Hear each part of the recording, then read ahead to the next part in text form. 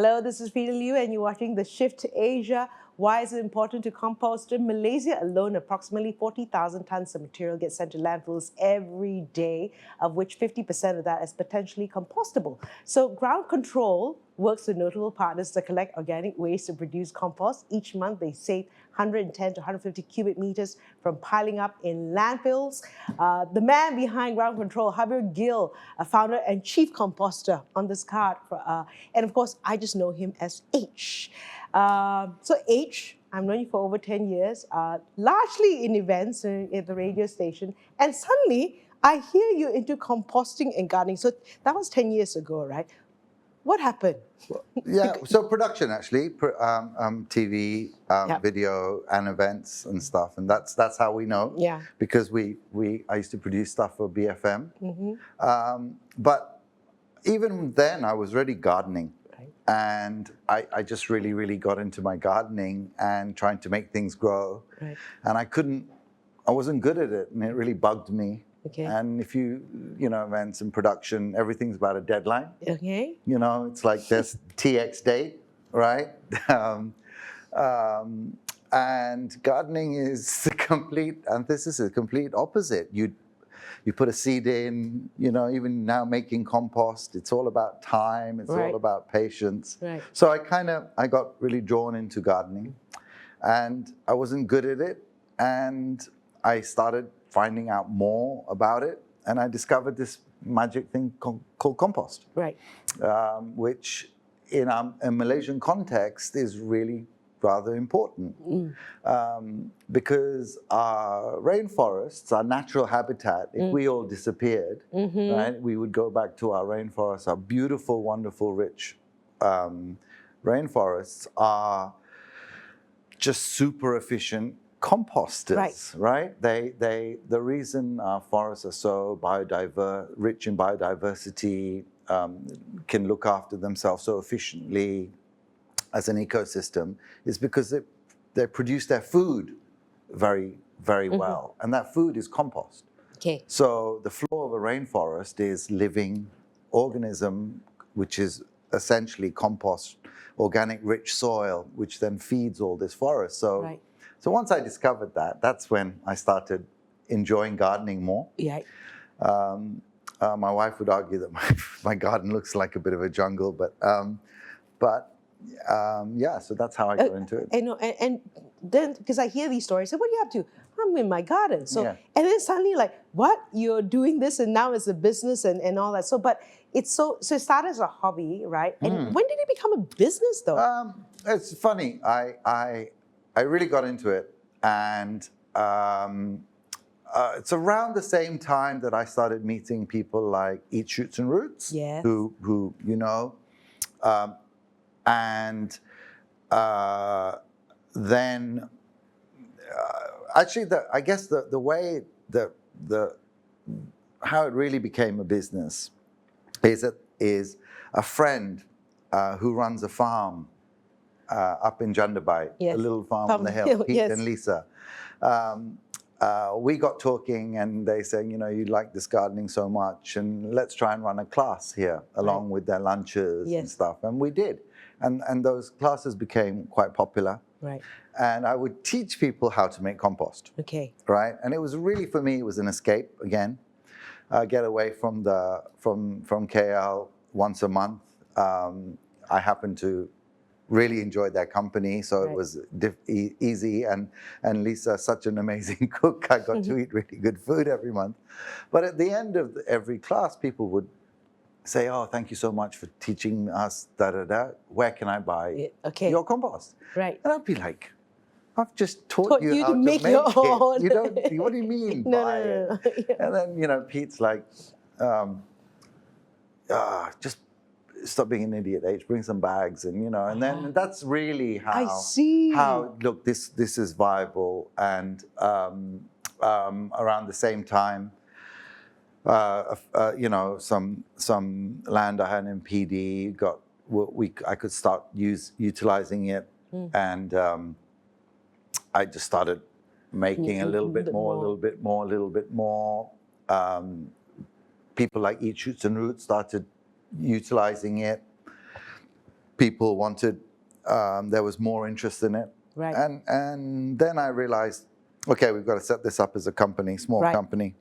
And that's, and everybody, if you look at ground control, if you look at our website, if you look at, you'd think we're a gardening business, but actually it's the compost. Right. It's the compost that fuels us, as right. it were. Yeah. And it's so funny, right? You're giving these classes, and then people just want the shortcut. Can I just give it buy to buy. Thanks. Yeah. But I've learned this. Yeah. I got no time. Can I just buy it, please? Absolutely. Okay. For people who don't know, right? And what are the environmental benefits of composting over other waste management methods? I think so. What are the other methods? So, like you said in your introduction, 50%, and this is globally, not just in Malaysia, 50% of what we throw away from houses, from commercial properties, etc., is potentially compostable. Right. Now, there's a lot of things you can do with organic waste. Yeah. There's biodigesters to produce electricity. There is, you hear new things every day, actually. I mean, there's black soldier flies, there's wormy casts, there's various things. However, with composting and the kind of composting that we do, you can treat a lot of organic waste in bulk. And when you're producing, like we do in Malaysia, 40,000 tons a day, 50%, 20,000 tons of organic waste. Composting is a relatively affordable way of treating compost, which is not landfill. Right. Right. When organic materials goes to landfill, that's what causes most of the problems in landfill, right? That's where the smells come from. Right. That's where the ammonia, the methane, the leachate, all the bad stuff that's associated with landfill is mainly due to organic waste, food waste. Right. Not done right. Yes, but there's no such thing as landfill done right, really. It's very difficult, right? You're just burying it. What the problem with the plastics and all the other stuff is that the plastics now being in landfill is actually, what it does is it kind of chokes even the food waste. It means that with so much plastic, it means that there's less oxygen, which means that, the leachate and stuff is produced faster. We do have some sanitary clean landfills here in Malaysia, but the majority are not. Right. Right? The other thing with composting is that, the incineration, waste to energy and stuff, it's all of this wet material is what makes the waste to energy a problem. Right. So if you can extract this and then you burn anything else to generate it, it also helps. In most countries now, composting is an integral part of the waste management system. Right. And then there's the benefits of once you have compost. Like I said, in Malaysia, our soils are desperate for organic material. Right. And at the moment, because there's not enough compost is a upper middle class luxury item. I mean, you're right, and it shouldn't be. Right. It should just be in every bag of soil that you're buying. There should be good quality organic materials in there, and I think that's only, all farmers, all palm oil producers, anybody should be able to utilize compost. Right. Did things change? Like, you already were doing these classes and all that, and people's interest in compost. Did things change during the pandemic? Do people take things more seriously, or they've got more time on their hands? We've seen the upward trend towards people understanding. About really being more knowledgeable, about matters to do with the earth, right? The importance of greening the earth and stuff. And so more people are into gardening. Yeah. Yes, during the pandemic, that definitely did go up. but I think more and more people understand that they need to do things for themselves to help the planet, as it Right. were. So yeah. The other nice thing is I notice I don't do so many classes anymore, although recently I've done a few. Um, um, but when I'm doing the classes now, and especially if I'm talking to younger people, Right. they get it. Okay. They know, right? Where 12 years ago, how many years ago, when I was doing the classes, people just didn't have a clue. Okay. Didn't know what compost was, what it was, what you needed to make it. Now, there's a lot more awareness. Okay. And which is really good. Yeah. Really, Right. it's hopeful. Okay, I'm it's hopeful. Yeah. Okay, you've got in Port Dickson, you're saying, Yeah. right? What is the composting capacity of your plant, and is there a need for a larger space? PD really was set up as a proof of concept. Okay. And we do up to 20 tons a day. And and the majority of that is, so we are an urban compost facility. Okay. 100% of the materials that we take is materials saved from landfill. Okay. And we've chosen the ethos of the business really when we set it up is that's how I wanted it to be. I don't want to get agricultural waste per se or palm oil waste, because that should be treated in those places. I saw the problem within urban centers and want to try and solve that problem. So 100% of the waste that comes to us would have ended up in landfill. Now, the majority of it is, everybody thinks of food waste, but actually the majority of materials we get is from the municipality, leaves, grass, tree trimmings, etc. I see. And look, a bag of freshly mowed grass put into a black bag, sent to landfill, is as dangerous as any bag of food waste. But we ignore it. We don't think about that. You see, we don't worry about that so much. So we are preventing these materials to go to landfill. Yeah. In a black bag. In a black bag. That's the challenge there. So actually, the other thing is that we're now working with the municipality, who've been in Port Dickson, have been really, good stakeholders. Right. I think they see the benefits of this. They don't need to drive from PD all the way to the landfill site and back again. But we're also working with larger businesses and organizations and collecting, organizing for their waste to come to us as well. Yeah. So your business right now, the end product, the compost, B2B, B2C?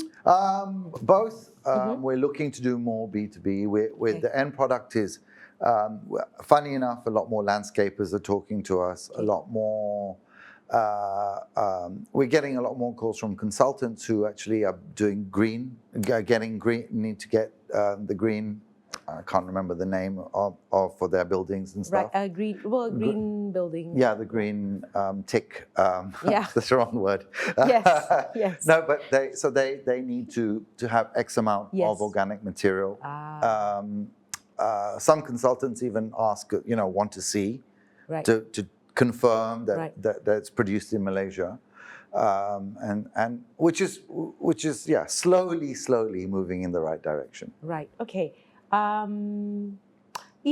you talk about how 50%, right? 40, 20, you can do up to 20,000 tons. Are you doing 20,000? No. We're doing 20 tons. Oh, 20 tons. So there's potential for a lot more. Of course.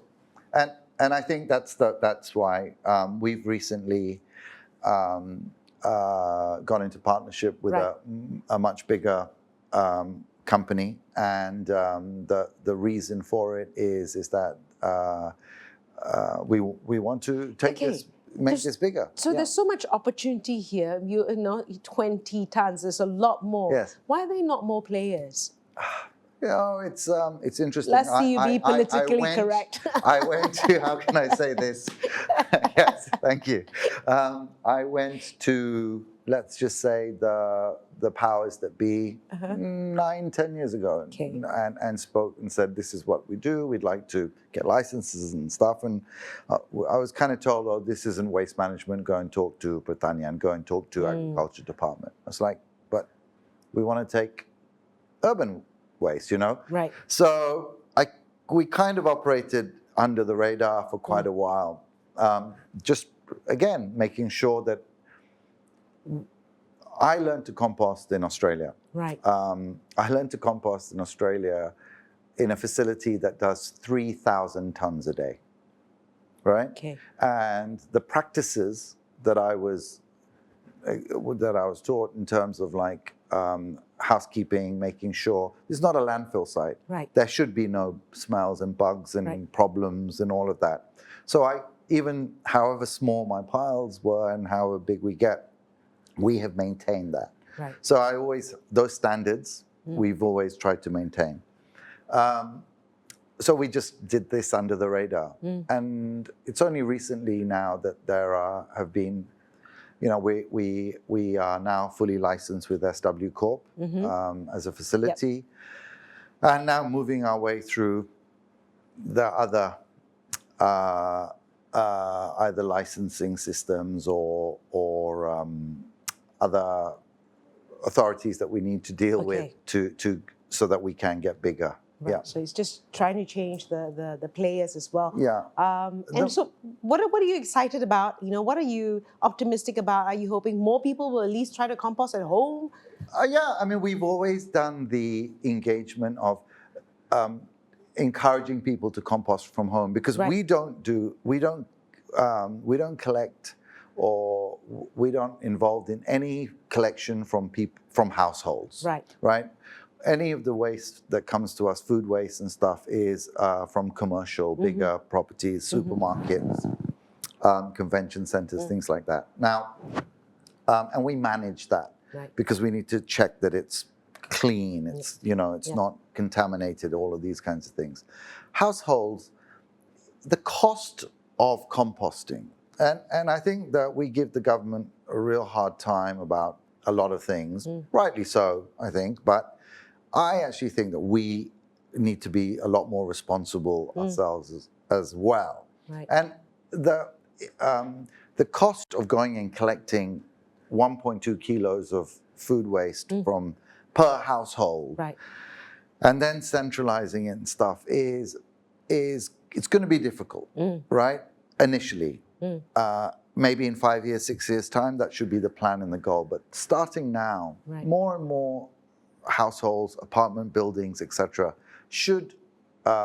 we should make it easier for people to compost at home. And so we've always done that engagement and training and teaching, because once people understand how easy it is to compost, it's also a magic tool of understanding circularity. That, you know, we go on about circular economy and all of this a lot, but compost is the purest form of circularity that I know. Here's your apple core. It goes into your compost. That compost, you make compost from it. That compost goes back into your pot. Now, whether you grow another vegetable with it, or if you're just growing a flower, even that flower breaks down, and then that goes back into, you know, it's perfect. Circle of life. Yes, it is, but it's perfect circularity. Right? When you send a plastic bottle for recycling, you don't actually know what the hell happens to it and what's happening. So, for people who are too lazy at the end of the day, after all your talk about how you can do composting at home, I still want to buy it. They can buy it on the website. Where else can they get it? Our products are now being available in certain supermarkets, and we're expanding petrol stations. We're looking at and some nurseries and stuff as well, but we're looking at different outlets and different ways to get our compost to market. And then the bulk as well. You know, we are now talking to agriculture, predominantly durian. It is important. Yeah. And actually, interestingly, quite a large segment of our of our business is for organizations that are trying to grow saplings of native trees. Right. And, you know, because native trees, when the seed falls, it essentially falls on on the floor of a forest, which Right. is compost. And so to germinate properly and to get healthy, massive dipterocarps or whatever you need good compost. So yeah. So again, that circularity that, you know, it's evident and it's nice. Right. It's a great story on circularity, right? We forget how nature works. Thanks, H, for spending time and just talking about this career transition. Thank you. It's been 10 years in the making. It's always a joy to speak The shift. to you. The shift. He's made the shift. And you've been watching The Shift Asia.